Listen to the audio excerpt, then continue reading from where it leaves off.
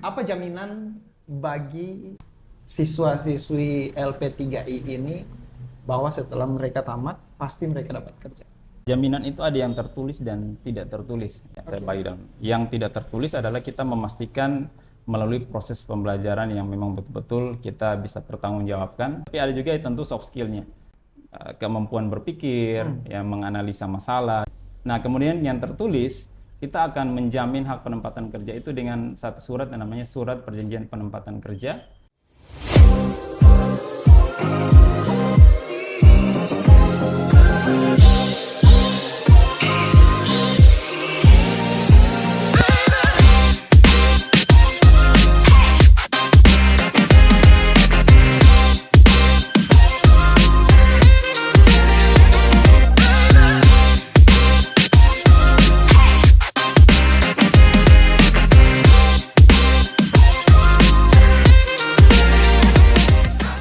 Selamat datang kembali di Sei Podcast bersama saya Victor Misa, dan hari ini kita berbincang bersama dengan Bro Gerson Ryu. Halo. A.K.A. Kagio. Iya, Yeah. Ini Kagio atau Bro Gerson Ryu ini merupakan Kepala Bidang Pemasaran LP3I Kupang. Dan oleh karena itu hari ini kita akan berbincang mengenai apa sih itu LP3I, sudah berapa lama LP3I ada di Indonesia, khususnya ada di Kupang ini. Dan oleh karena itu, tanpa memperpanjang kata, kita langsung berbincang. Oke, gimana kabarnya, Bro? Oke, luar biasa. Apalagi kemarin baru selesai Coblos ya? melaksanakan hak konstitusi. Ya, jadi kemarin lumayan ya, sudah selesai dan ya lega juga gitu ya. Hasilnya sesuai ekspektasi? Yang Sesuai dibayangkan? ekspektasi. Oke. Bisa kita tahu ini pendukung paslon Ya. berapa ini. Oke, Bro. Apa itu LP3I? Oke, LP3I mungkin kalau di Kupang sendiri mungkin terdengar masih baru ya, seperti itu. Ya, sebenarnya kalau LP3I sendiri kita di Indonesia sendiri sudah berjalan cukup lama. Maret ini, Maret nanti maksudnya, 29 Maret kita sudah 35 tahun di Indonesia. Ya, 35 tahun di Indonesia. Oke. Dan tersebar dari Aceh sampai paling timur sekarang di Kota Kupang. Gitu. Kalau Kota Kupang itu kita baru berdiri 2017. Jadi untuk kota Kupangnya sendiri baru 2017. Iya, Jadi 2017 baru ada di Kupang. kurang lebih baru sekitar 6-7 tahun lah. Iya, betul sekali. Nah, itu untuk skup Indonesia dan juga kota Kupang. Sebenarnya apa sih tujuan utama berdirinya LP3I ini? Ya, jadi kalau LP3I sendiri pertama itu memang dibangun sama founding father kita namanya Pak Sahrial Yusuf.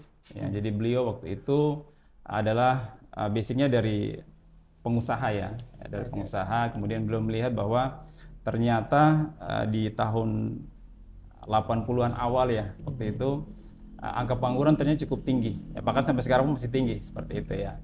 Oleh karena itu beliau melihat bahwa ini perlu nih, dan bahkan kalau dilihat datanya banyak angka pengangguran itu justru datang dari kalangan terdidik seperti itu ya, yang sudah sarjana segala macam itu kan cukup tinggi angkanya gitu. Tertinggi di NTT. Iya, Dan seperti juga itu. NTT tertinggi di Indonesia. Ya, kurang lebih seperti itu. Jadi akhirnya beliau dibangun atas keresahan, dasar keresahan itu akhirnya beliau mencoba membangun satu konsep lembaga pendidikan yang sedikit berbeda gitu, di mana mereka siap ya setelah pendidikan di LP3I, mereka siap untuk menempatkan lulusannya untuk betul-betul bisa kerja setelah lulus ya, langsung bisa kerja seperti itu dengan pendidikan yang relatif singkat, cuma 2 tahun. Jadi cukup 2 tahun kemudian sudah dibekali dengan skill dan kemampuan untuk siap kerja. Nah, targetnya siapa sebenarnya dari LP3I ini? Ya, kalau kita bicara target artinya input yang siapa saja sih yang bisa bergabung ke LP3I. Ya, tentu kita memang harus wajib untuk anak-anak yang sudah lulus SMA, SMK maupun MA, dan kita bisa ambil dari jurusan manapun, tidak masalah seperti itu. Jadi sekalipun mungkin basic jurusannya berbeda waktu di SMK atau SMA, ketika masuk di LP3 tidak ada jurusannya, tidak menjadi soal. Ya, karena memang konsep pembelajaran kita yang lebih banyak prakteknya hal itu memungkinkan anak-anak yang mungkin walaupun saya tidak punya basic di bidang ini nih di LP3, tapi karena kita lebih banyak prakteknya, hal itu memungkinkan mereka untuk bisa lebih cepat belajar. Nah, itu ada berapa banyak bidang sih sebenarnya di LP3I itu? Kalau di LP3 kita beda-beda ya, karena kita cabangnya ada puluhan ya, dari Aceh sampai paling timur sekarang di Kupang, di NTT seperti itu. Kita memang menyesuaikan, biasanya setiap daerah itu menyesuaikan dengan kebutuhan industri yang ada.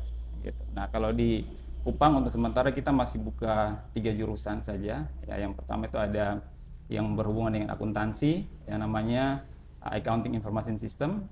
Kemudian ada yang kedua itu yang berhubungan dengan ilmu komputer, tapi lebih ke softwarenya, namanya Software engineering. ya application software engineering seperti itu. Kemudian yang ketiga adalah yang berhubungan dengan administrasi, namanya Office Administration Automatization, atau di sini mungkin otomatisasi tata kelola perkantoran.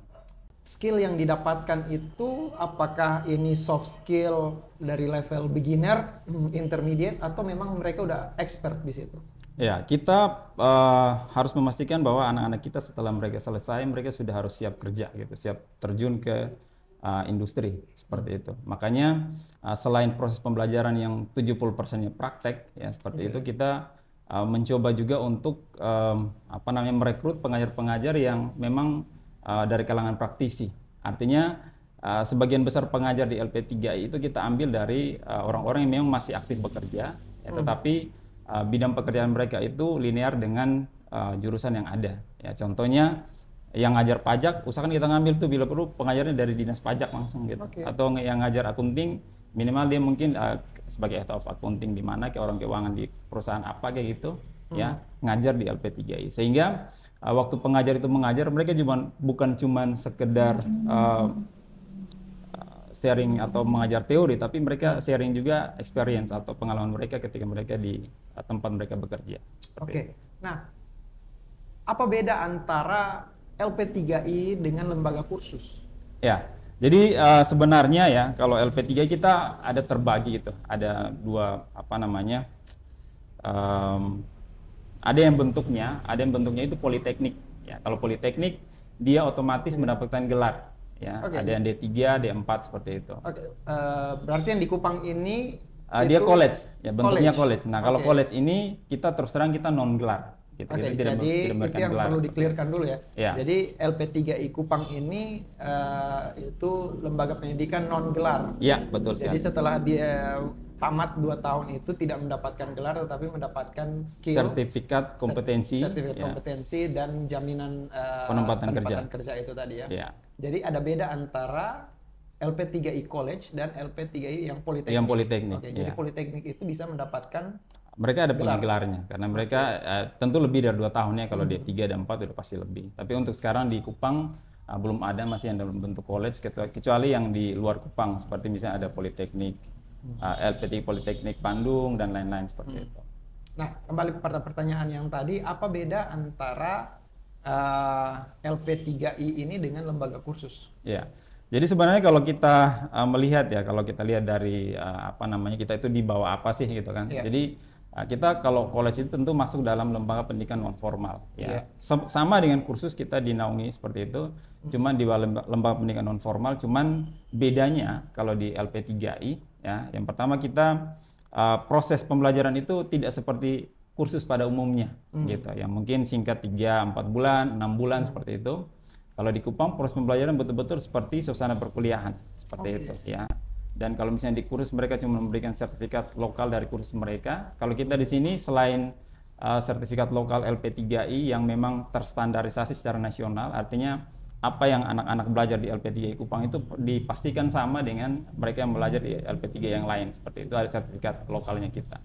Kemudian ada juga sertifikat dari BNSP ya, seperti itu yang akan diberikan ya. Jadi kalau anak-anak SMK ya, anak SMK itu kan nanti biasanya setelah mereka lulus itu mereka akan dapat yang namanya selain ijazah dapat juga sertifikat kompetensi ya, dengan kalau sertifikat kompetensi di KKN itu ada level-levelnya tuh, ada 9 level. Nah, kalau di biasanya lulusan SMK, biasanya sertifikat yang mereka dapat levelnya level 2. Nah, kalau level 2, peluang kerjanya juga sudah ada ya, seperti jadi peluang kerja untuk level 2 ya paling di tingkat operator. Tapi kalau yang KKN di level 4, itu peluang kerjanya sudah di level teknisi ataupun analis, sehingga Siapa yang menentukan level-level itu? ya itu standar ada standar dari apa namanya BNSP. BNSP itu. Ya, Oke. standar KKI-nya kita dapatnya level 4. Jadi kita berikan mulai dari sertifikat KKI level 3 dan juga level 4. Seperti itu. Jadi peluang kerjanya mereka itu sama seperti mereka mungkin lulusan D3 juga, D4 juga sama. Karena kan kita mau lulusan S1 pun nggak mungkin bisa jadi manajer langsung kan gitu. Jadi mulai dulu dari level ya mungkin minimal di level staff seperti itu, ya, di level analis atau teknisi. Tapi minimal dia di atas SMK untuk peluang karirnya seperti itu. Oke, nah itu kalian ini kru-kru kita anak-anak SMK ini gimana? Tertarik? Itu kalian bisa pertimbangkan ya nanti. Oke, menarik dengan hashtag atau tagline dari LP3I itu teman setia meniti karir, kemudian tepat dan cepat kerja, ya kan, dan juga jaminan kerja itu tadi selama pendidikan setelah pendidikan 2 tahun. Apa jaminan bagi siswa-siswi LP3I ini bahwa setelah mereka tamat pasti mereka dapat kerja? Oke, ya. Jadi yang pertama jaminan itu ada yang tertulis dan tidak tertulis. Ya, saya bagi dalam. Yang tidak tertulis adalah kita memastikan melalui proses pembelajaran yang memang betul-betul kita bisa pertanggungjawabkan, ya, di mana lebih banyak prakteknya. Artinya itu memastikan adik-adik kita nanti di LP3I bisa betul-betul siap ya kerja seperti itu. Kemudian yang tadi sudah saya singgung di awal terkait dengan pengajar, ya, yang memang kebanyakan dari kalangan praktisi, ya, itu juga lebih memudahkan anak-anak untuk menerima materi mereka karena mereka pasti bicara hal-hal yang lebih praktis seperti itu. Jadi itu yang tidak tertulisnya. Ya, dengan proses itu kita bisa jamin bahwa adik-adik kita di LP3I ya mereka keluar bisa keluar ya bisa sudah siap kerja lah seperti itu. Kemudian selain itu kita bicara keilmuan ya, keahlian, tapi ada juga tentu soft skillnya. Ya di LP3I ya tentu kita akan bekali mereka dengan soft skill yang memang nantinya dibutuhkan gitu di dunia kerja. Misalnya terkait dengan ada beberapa soft skill itu ya, misalnya terkait dengan kemampuan berpikir, ya menganalisa masalah dan lain-lain seperti itu. Kemudian kemampuan komunikasi yang baik, itu kan hal-hal yang sebenarnya sangat penting nanti di dunia kerja. Kita bekali dengan hal itu yang tidak tertulis. Nah, kemudian yang tertulis, kita akan menjamin hak penempatan kerja itu dengan satu surat yang namanya Surat Perjanjian Penempatan Kerja, yang nanti akan kita tanda tangani bersama di atas materai. Ya, itu ada orang tua tanda tangan, kemudian calon peserta didik tanda tangan, dan pihak LP3 sendiri tanda tangan. Jadi situ ada perjanjian yang kita bisa katakan mengikat. Ya, artinya kalau anak-anak LP3I atau lulusan LP3 mereka sudah melaksanakan kewajiban mereka selama 2 tahun itu, kewajiban ini dalam hal mengikuti proses pembelajaran sampai selesai selama 2 tahun itu, kemudian menyelesaikan hal-hal yang berkaitan dengan administrasi, keuangan dan lain-lain, ya artinya tidak melakukan satu tindakan kriminal yang merugikan ya, diri mereka sendiri dan orang lain, maka kita memiliki kewajiban untuk menempatkan mereka sampai kerja. Ya, artinya dengan mengandalkan surat perjanjian penempatan kerja tersebut, anak-anak LPT bisa mengklaim hak penempatan kerja. Seperti itu. Artinya itu satu jaminan pasti ya, ketika mereka masuk sudah ada tanda tangan kerjasama atau kontrak dengan orang tua, betul. Bahwa setelah selesai mereka akan ditempatkan. Ya, betul sekali. Adakah syarat-syarat tertentu bagi mereka untuk ditempatkan dalam surat perjanjian itu? Tadi kan sempat disebutkan kalau mereka tidak ada kriminal, kasus kriminal dan lain-lain. Apakah ada syarat-syarat tertentu selain itu, hal-hal yang tadi disebutkan itu? Ya, tentu yang namanya surat perjanjian tentu ada isinya seperti itu ya. Misalnya memiliki indeks IPK misalnya 3,0 minimal seperti itu. Dan saya pikir itu tidak terlalu sulit ya. Kemudian tidak bersedia untuk tidak menikah ya, apalagi mohon maaf bagi adik-adik perempuan tidak boleh hamil ya selama masa pendidikan, karena kita tidak mungkin menempatkan anak-anak yang itu ya. Jadi kita betul-betul menjaga mereka juga seperti itu. Jadi kemudian sudah menyelesaikan yang tadi hal-hal administrasi yang berkaitan dengan administrasi, kemudian tidak ada nilai-nilai yang kemudian belum tuntas, ya tidak ada materi-materi yang mereka belum selesaikan ujiannya dan lain-lain. Intinya selama proses pembelajaran itu telah diselesaikan dengan baik, mereka punya hak untuk meminta kita untuk menempatkan mereka sampai kerja. Oke, jadi kalau seandainya semuanya itu dijalankan dengan baik sesuai dengan persetujuan awal perjanjian yang tadi itu, bahwa mereka melaksanakan semua itu, mereka akan ditempatkan. Betul. Nah, model kerjasamanya itu, apakah LP3I sendiri sudah memiliki kerjasama dengan lembaga-lembaga atau dunia-dunia industri ini? Ya, jadi yang uniknya di LP3I, ya, jadi ini yang kita bisa mengklaim diri bahwa kita satu-satunya lembaga pendidikan yang memiliki divisi khusus penempatan kerja. Kita kenalnya di sana dengan CNP atau Corporation and Placement. Ya, jadi divisi CNP yang bertanggung jawab untuk menempatkan mereka sampai kerja. Jadi mulai pembekalan, mulai dari pembuatan CV atau lamaran itu dilakukan oleh CNP. Kemudian mengantar CV mereka ke perusahaan itu dilakukan oleh CNP. Oke. Ya, kemudian pembekalan terkait dengan interview kerja nanti dilakukan oleh CNP. Upgrading skill dan lainnya itu dilakukan oleh CNP. Gitu. Jadi dan kemudian salah satu tugas penting CNP adalah dia menawarkan kerjasama ke perusahaan-perusahaan, gitu ya. Menawarkan kerjasama dalam pengertian bahwa kita sebagai salah satu lembaga pendidikan yang ada di Kupang, kita menyiapkan SDM yang siap kerja.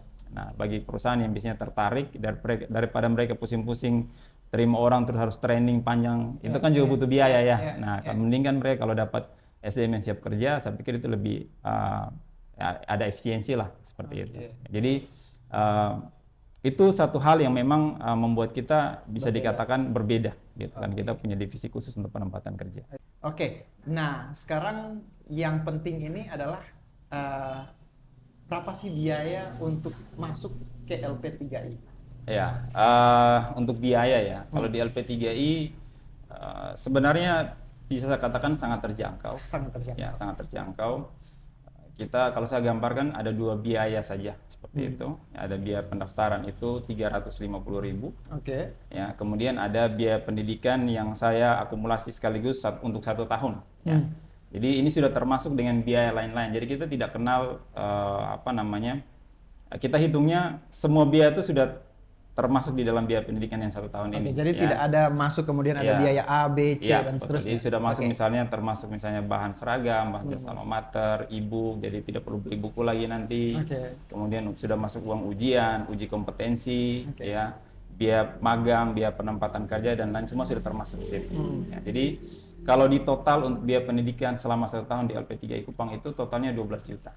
Gitu. Tetapi itu tidak berarti harus dibayarkan sekaligus. Ya. Metode pembelajaran di LP3 itu sangat fleksibel. Itu nanti ada kesepakatan antara bagian keuangan dan orang tua. Silakan mau dibayarnya bagaimana. Tapi yang pasti pembayaran di awal itu 4 juta. Nah, sisa 8 juta itu yang nantinya silakan disepakati. Mau dicicil berapa kali?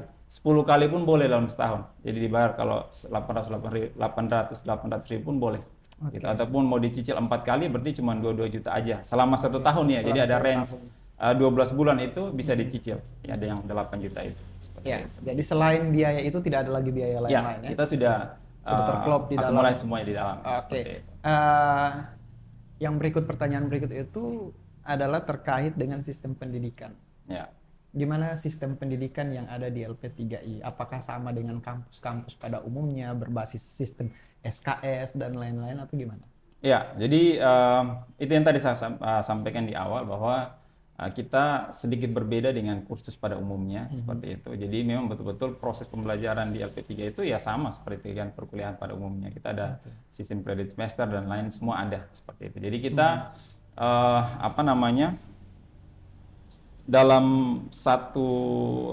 dalam 2 tahun itu ya itu kurang lebih ada sekitar 82 sampai 84 SKS yang kita selesaikan sebenarnya. Karena walaupun kita non gelar, mungkin tadi saya belum singgung ya, sekarang itu kan sudah ada namanya RPL, yaitu Permendikbud-Ristek-Dikti ya, nomor 21 kalau tidak salah, tahun 2021 nomor 41 kalau tidak salah, atau 46 saya lupa.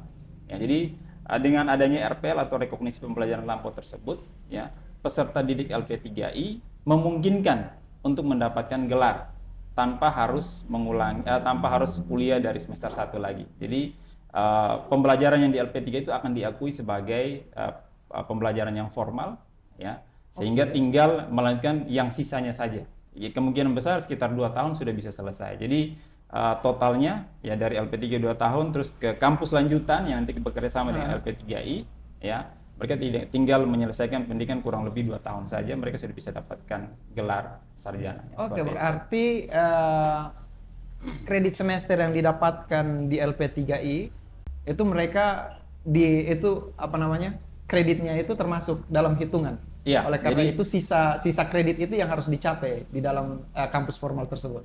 Iya, jadi Mungkin sistem RPL ini sebenarnya bukan cuma pendidikan yang di non formal kemudian mereka lihat bisa dikonversi menjadi SKS nanti ke depannya, tapi pengalaman kerja pun bisa gitu. Ya, yang penting sesuai dengan bidangnya. Misalnya tentang ada mata kuliah manajemen gitu kan. Dia kerja mungkin pekerjaannya tugas utamanya itu memang lebih berkaitan dengan manajemen, makanya itu bisa dikonversi menjadi sebuah SKS nantinya. Itu uniknya RPL, jadi keuntungannya ada di situ. Sehingga kalau anak-anak LP3I mereka bisa kerja sambil kuliah. Jadi setelah 2 tahun itu kita akan tempatkan mereka bekerja, ya. Kemudian mereka bisa sekaligus melanjutkan ke perguruan tinggi atau kampus yang sudah bekerja sama dengan LP3I yang bisa kita jalankan RPL ini, seperti itu. ada satu tadi yang belum sempat saya tanyakan juga terkait dengan LP3I itu adalah terkait dengan legalitas. Apa sih legalitas yang dipakai oleh LP3I ini? Ya, jadi kita sudah berdiri dari tahun 89 ya. 89 bulan Maret ya, artinya kita sebentar lagi akan memasuki usia yang ke-35. Ya, tentu jika sebuah lembaga tidak punya legalitas tidak mungkin ya bertahan sampai seperti itu. Ya. Yang kita tentu terdaftar karena kita masuknya pendidikan non formal, ya kita ada di Dinas Pendidikan Kota masuknya ya satu grup sama di SMK Lembang Kursus dan lain-lain. Itu ada semuanya. Jadi adik-adik tidak perlu khawatir tentang legalitas LP3I ya. Kita tentu punya legalitas sehingga bisa bertahan sampai kurang lebih 34 tahun ini. Seperti itu. Oke, nah mungkin ini perbincangan kita cukup baik saya rasa bagi viewers kita di manapun yang menyaksikan akan podcast kita pada saat ini. Nah, mungkin ada hal-hal tertentu yang ingin disampaikan sebelum kita closing akan perbincangan kita pada pagi hari ini. Ada hal-hal tertentu yang mungkin ingin diberitahukan oleh LP3I kepada viewers kita maupun ini kru-kru kita yang ini sebentar lagi mereka bakalan tamat ini ya kan? Kalian pasti ya, jadi sebentar lagi mereka tamat dan mungkin ada yang berkeinginan untuk terjun ke LP3I, mungkin kakak bisa ini sampaikan kepada mereka. Kalau LP3I dulu cuma ada di Pulau Jawa ya, Sumatera seperti itu. Ya sekarang LP3I sudah di Kupang ya. Kalau awal-awal tahun 2000-an, kemudian 90-an tuh kita LP3I sempat viral. Jadi masuk di stasiun TV nasional sering sekali ada iklannya seperti itu. Ya cuman sekarang lebih banyak di YouTube dan sosial media seperti itu.